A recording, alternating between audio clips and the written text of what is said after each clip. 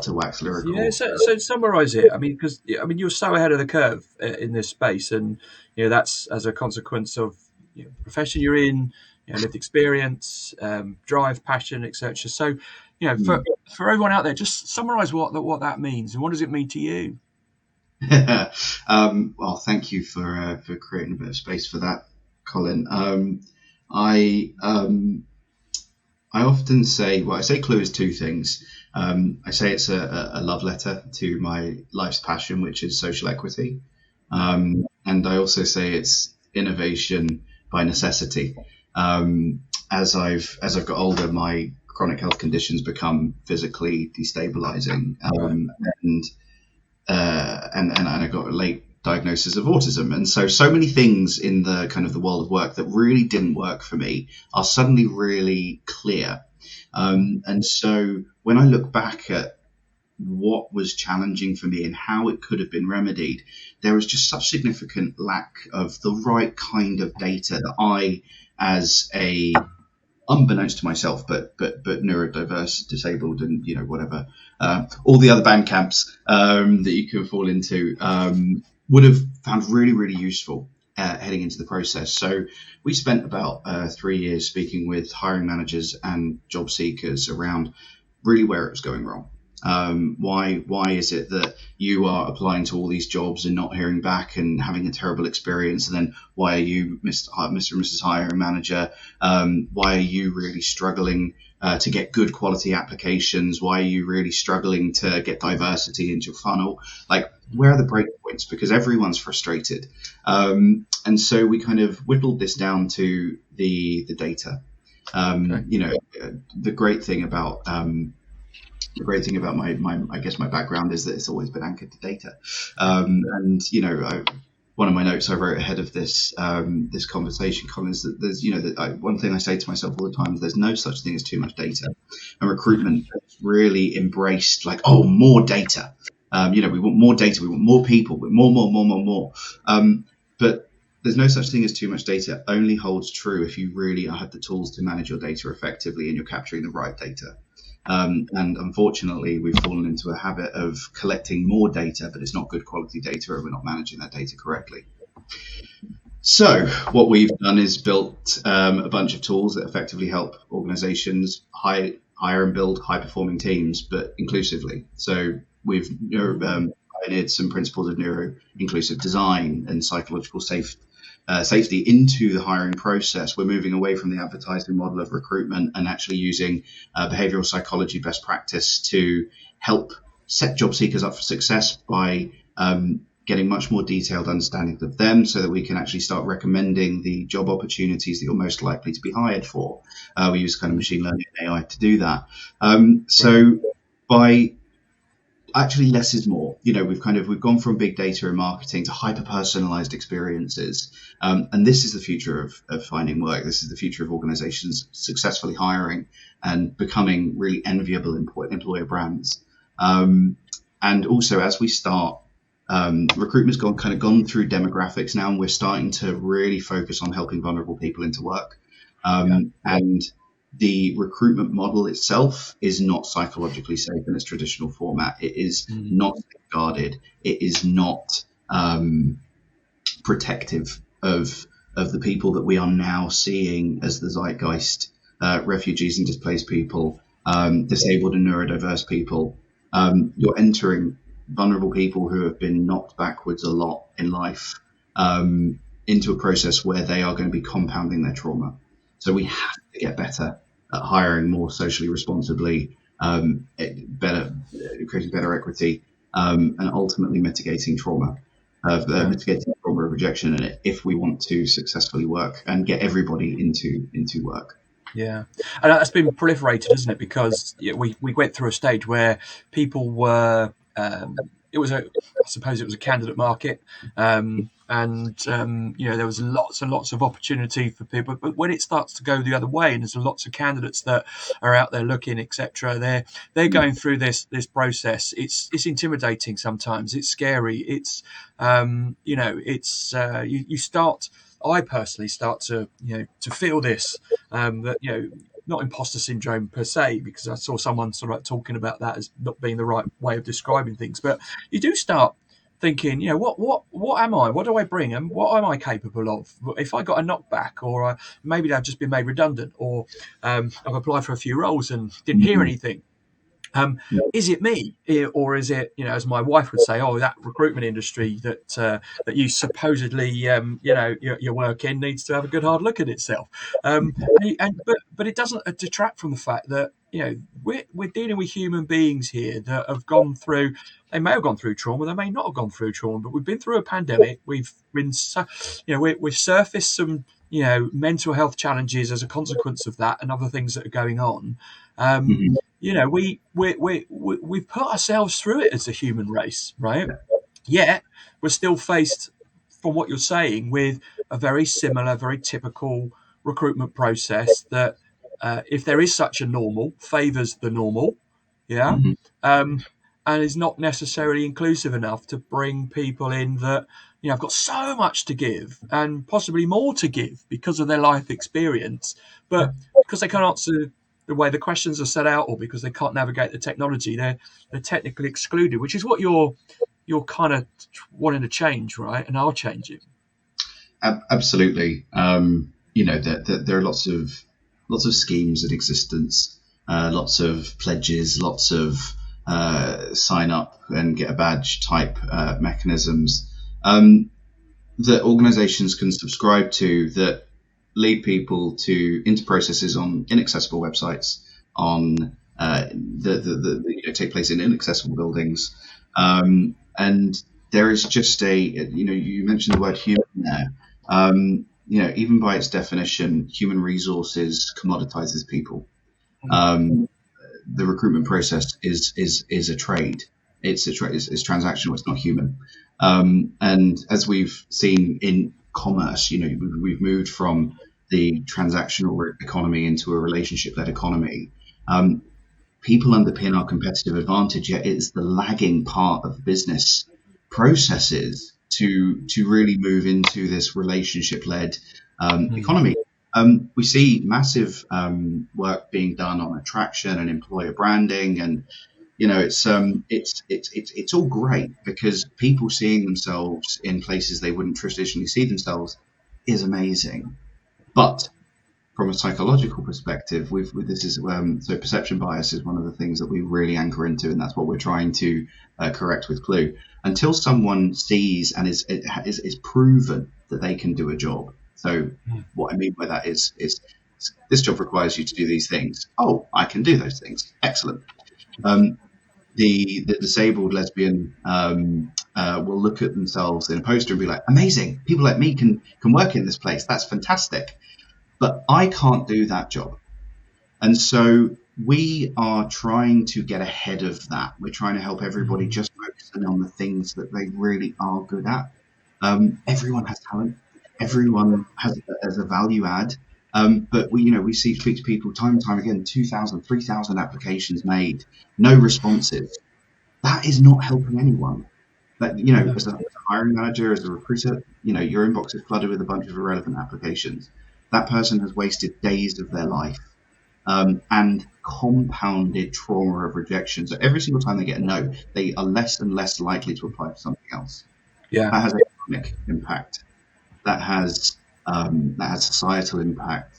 That has a significant psychological impact. We can change it very easily. It's just it takes will to want to do things for the benefit of people. Yeah, and it's been something that, since the explosion of the online recruitment world, where it became a lot easier to apply for roles. I think back in the day, maybe, you won't remember this, Joseph. I think I got a few years on you, but you used to have to write a letter, right? And enclose a paper CV and put an address and a stamp on an envelope, right, to apply for jobs. But now you can sit an evening and apply for loads of them. And there's a couple of things there. I think, I'm not going to I might upset a few of my chums in my profession, but are we selling the opportunities well? Are we overselling them? Are we trying to get volume because we've been on a nice journey with our employer branding and our recruitment marketing, and we're sell, and let's get loads of people, and then we use technology to auto match and auto screen, and hopefully that will spit out the 5 people at the end that are absolutely perfect. And I think that is something I've been immersed in for 20 years now, and it's still not right, and it's still not perfect. I think it's getting a little bit worse. We've got a lot of companies.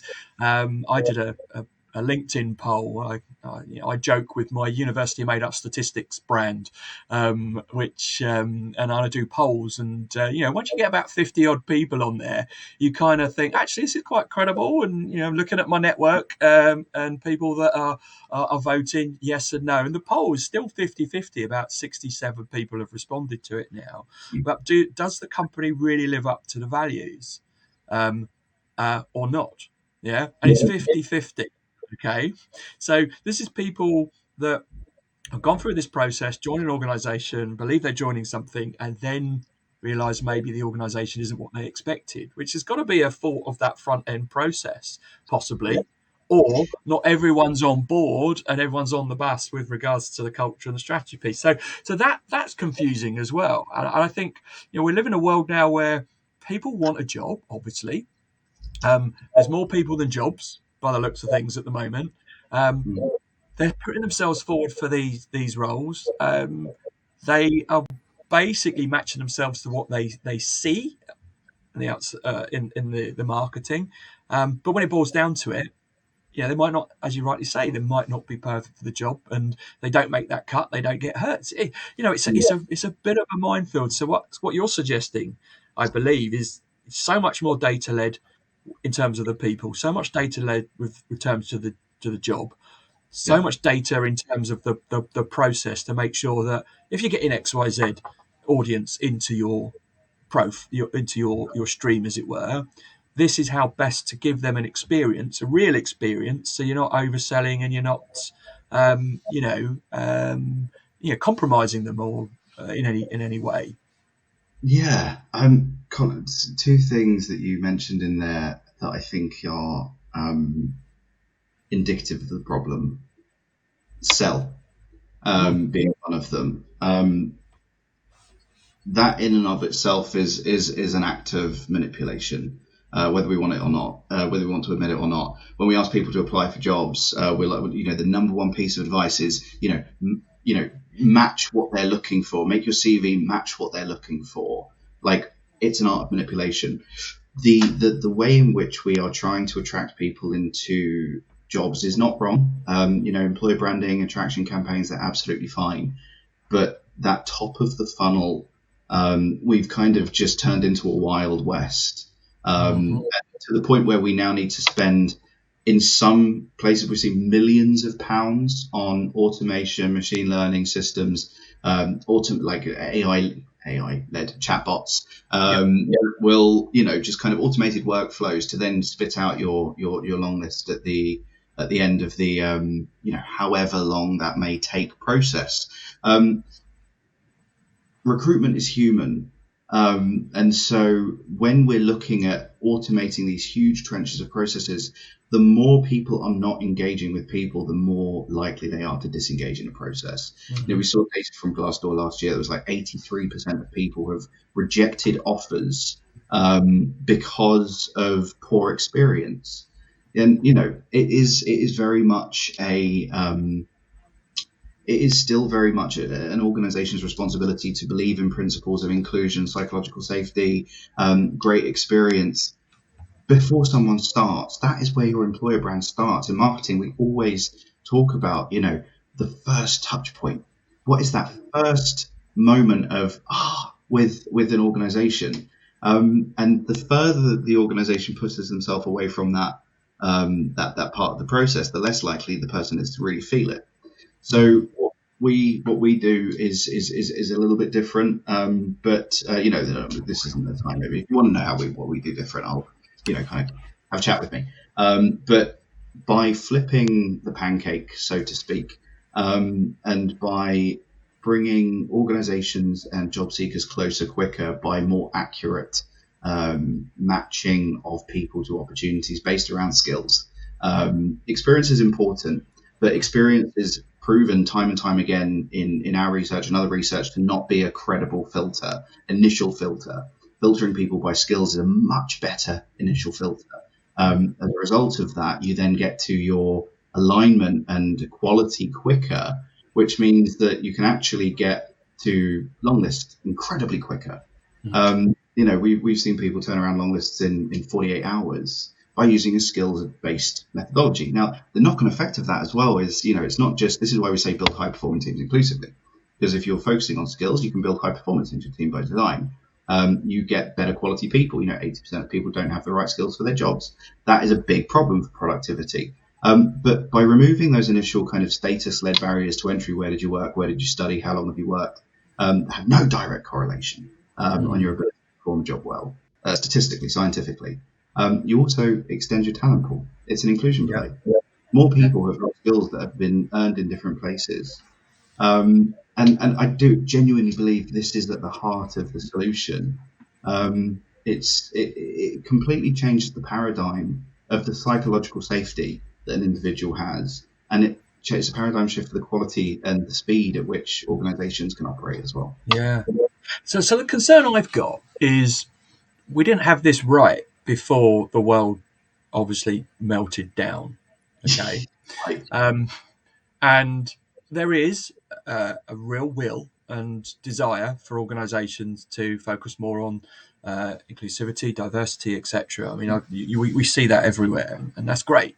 But if we hadn't nailed it then, and we haven't nailed it now, we certainly haven't nailed it now, but we didn't have it like aced beforehand, and we're now in a situation where so many people are job seeking. I mean, you look at the major tech orgs that are releasing people, tens of thousands in one go coming onto the marketplace, and feeling very potentially negative about the situation they find themselves in and wondering what the future looks like. Coming onto the marketplace, going for a system that is fundamentally not great in the first place, that's going to have a real effect on people. And that's what I kind of want to zoom in on. I will talk personally about, how I feel being in the job seeking process at the moment, because historically I haven't necessarily had too many knockbacks. I haven't necessarily been ghosted, which was a term that I needed to Google, because I was throwing my name in the hat for things and not hearing of anything.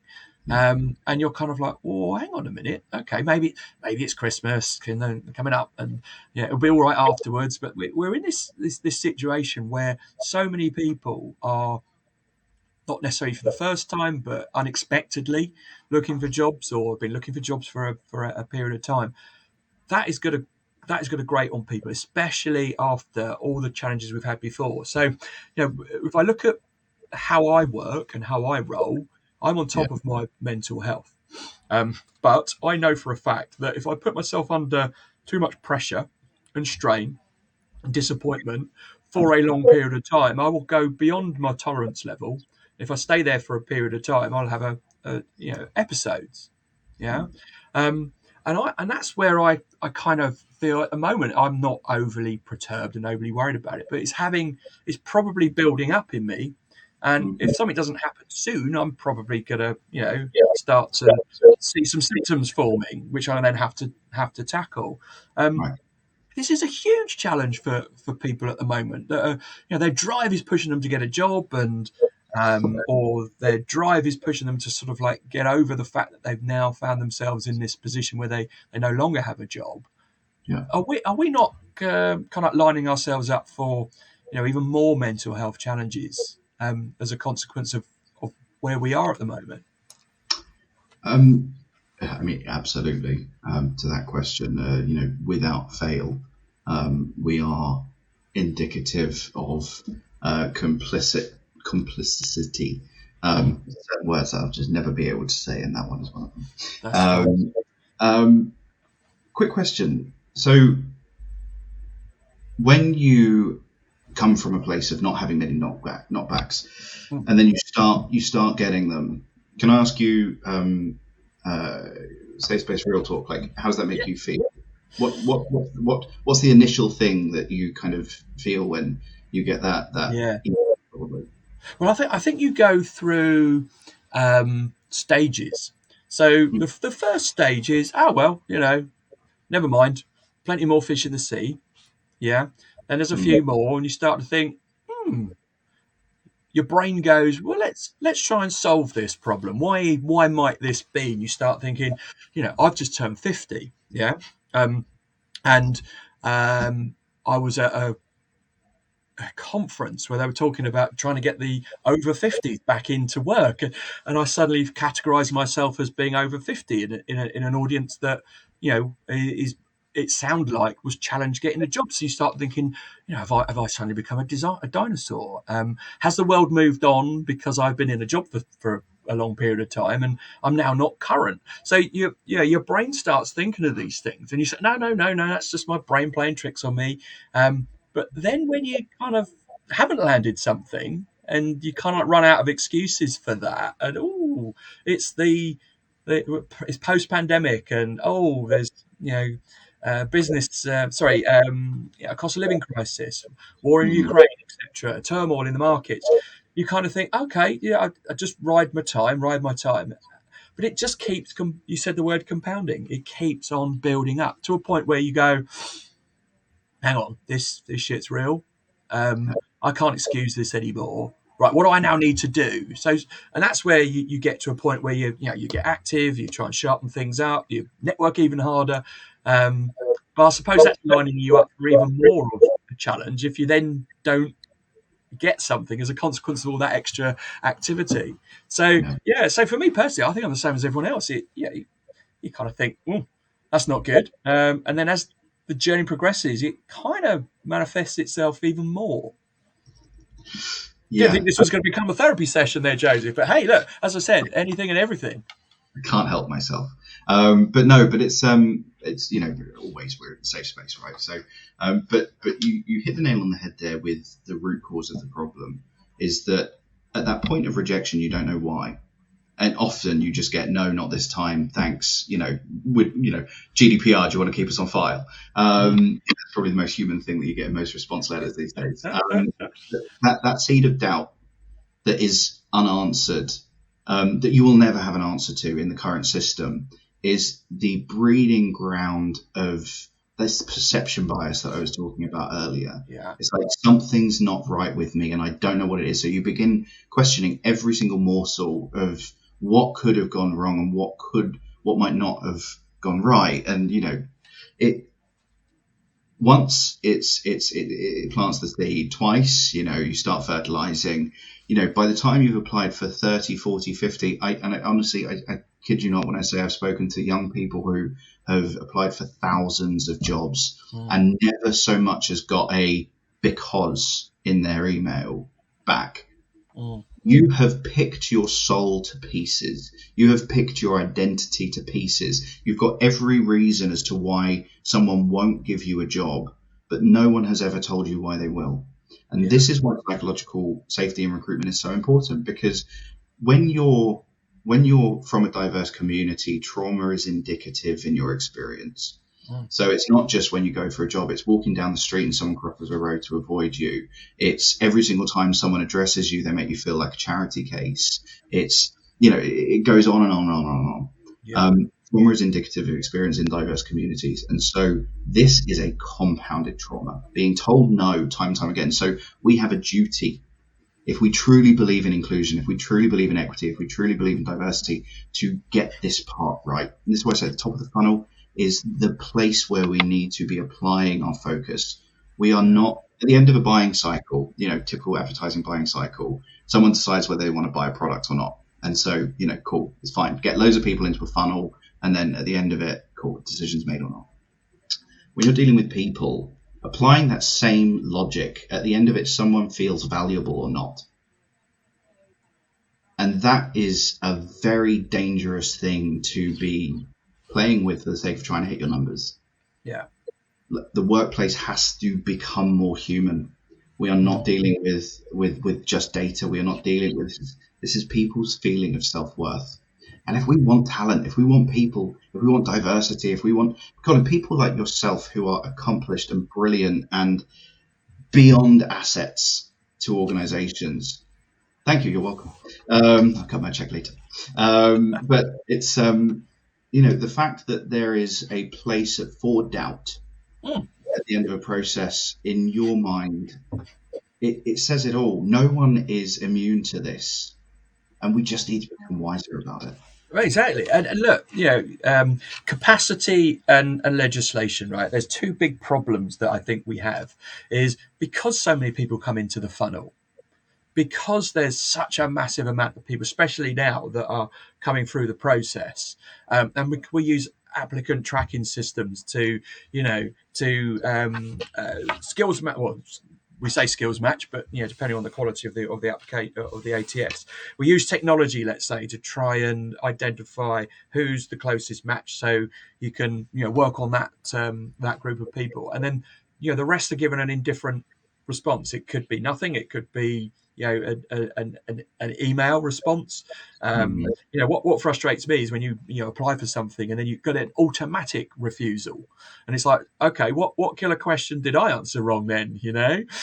So we talk about being human, but how have we got the capacity and the finances as recruiters and recruitment organizations to be more human when we're actually encouraging too many people into the process? And then, absolutely agree with you, we should tell people why, but people are fearful of telling someone why they might not have got it in case they're deemed to be in any way, shape, or form in breach of any legislation, or being exclusive. So I think they're not excuses. I think they're a reality. So how do we get to that point where people out there, if you're watching retrospectively, think, actually, this has been really helpful because it's not me, it's everyone is feeling this, and it's just, you've got to keep playing the game and you've got to keep applying, and the right fit will happen. Because I think that is the case. I think there's opportunity for all out there. It's just finding it and hopefully being found for it. But what do we do to make that and make those challenges go away? That people can be honest in the recruitment process, and people be happy to receive that honesty, and we don't flow unnecessary volumes of people into a process to ultimately disappoint them. Exactly. I think to your point, you're going to tell me by clue, right? But no, because look, if there are a million and one things. I'm joking. The reason we've got a head of commercial is because I am not a good salesperson. But yeah. To your question around resource and budget, I would argue that getting good at inclusive recruitment and getting better at setting people up for success will significantly slash recruitment budgets. Mm-hmm. I will hold that to my name and my reputation, because at the moment we are spending so much money on getting more people in and technology to get the nugget out at the end. By getting better at the top of the funnel, you mitigate all of that cost. Yeah. All of that cost. So I don't think it's a question of resource and time. I think it's a question of paradigm shift. We don't need to attract every single person into our funnel. Exactly. We lost the objective, right? Haven't we? We've lost the objective, and we're throwing money at getting loads of people and hope that we find the right person through our amazing technology stack. And you get better quality applications from people when you tell them this is a really good job for you, as opposed to people that are just there clicking easy apply, easy apply, easy apply, easy apply. Like it's the same reason. Like, so it's gamification, right? It's the same reason why Candy Crush, God bless them, they served the purpose through lockdown, but they are a problem. These types of vehicles are a problem because they suck you in Tinder. Like it's a problem. You are encouraging repetitive behavior so that someone becomes so kind of lost in the action that they're performing that it kind of dehumanizes the transaction of what they're actually doing. Again, for a game, that's fine. For applying for work, we often minimize the role that work has in our lives. It's like outside of work-life balance. Work takes up a good 80% of your actual time during the week. And when I say that, I mean pays for your life. Yeah, it is the central pillar. If you are not in a good job that makes you happy, where you feel set up for success, where you're feeling the right thing, you will leave. I hate to say this, but I touched on earlier, but 80% of people don't have the right skills for their jobs. This isn't Gartner did this study, and it is a longitudinal study. Last year it was 70, now it's 80. It's just gone over 80%, 84% of people don't have the right skills for their jobs, and the right skills set them up for success in the future. We talk about things like the Great Resignation all the time. With it's employers not setting clear boundaries. Like, people are not doing the right things. So by getting better people, better matches to what we need into our funnels, we can start speaking with people quicker. So you're kind of already getting that human interface quicker. You get better quality people into the funnel, and then the people that would have otherwise been attracted and then churned out through your really expensive system go into opportunities, or you can actually encourage them into better opportunities for them as well. And that's employer branding to me. Like, show me a picture of a black lesbian in a wheelchair. Oh, you're like, wonderful, fantastic, well done. But genuinely be on my side, genuinely set me up for success. That is transformational. That is the stuff that you never forget. Just one last thing you mentioned, Colin, sorry for lamenting as always, but you mentioned people being scared of being exclusive. If your processes are right and you have consistent requirements and you are sticking to them, you got nothing to be scared of. If you are objectively discriminating and you don't want to get caught, then sort your processes out, period. We've worked with organizations, global enterprises through to small organizations. If you get your processes right and you're consistent, you've got nothing to worry about. People at the moment, disability, neurodiversity is kind of zeitgeist level. Everyone's talking about it. The number one thing I am told regularly by disabled people is, I want organizations to tell me if I can't do a job or not. I don't want, we can do reasonable adjustments if you ask us. It's just tell me what your reasonable adjustments currently are. Tell me how accessible your building is. Tell me how accessible your process is. Just be transparent with me, so I don't need to wait until I've spent an hour on an application to find out that I can't actually do that job. Just be transparent about this stuff. We respect it so much more when people are just honest. Everyone does. Everyone does. You don't. No one wants to waste anyone's time, right? Well. Apparently, controversy, people. Controversy.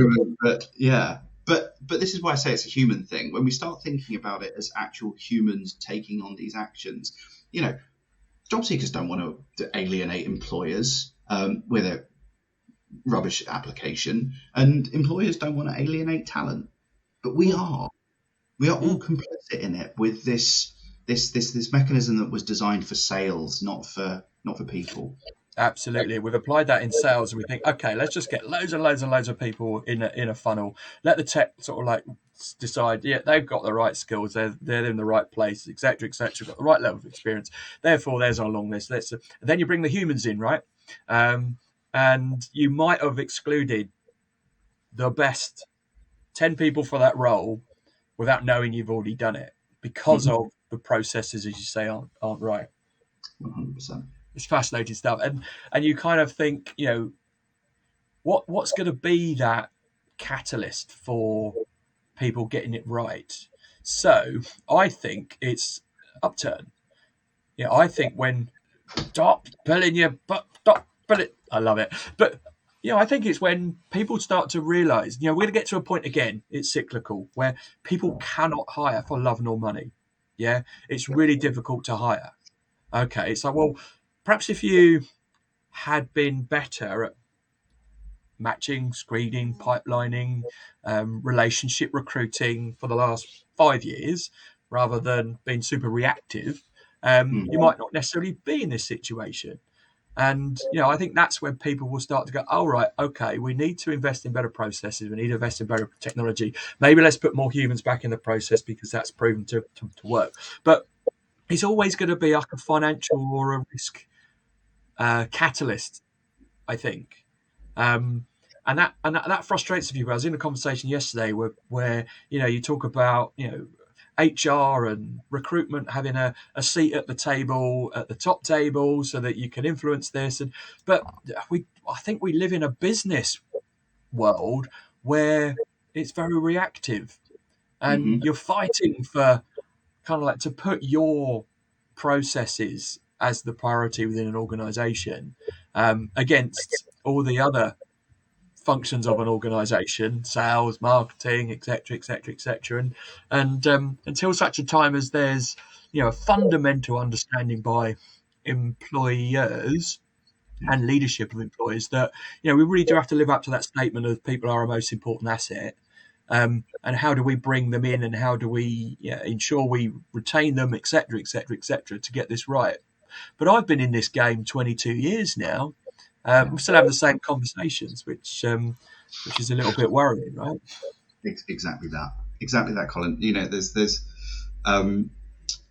the fact that whenever we say, proactive, get proactive, you can, try and make your hiring processes don't give job seekers 2 weeks to decide whether they can trust you or not, or, at the longer time, like 12, 16 weeks to decide whether they can trust you or not. Start building trust as early as possible. This is where you start being inspired by marketing and advertising. Start asking people to work for you. Start telling people, all the great stuff. Like this is the real kind of the value stuff. But the number one thing I always hear is we don't have the time or the resource to get proactive.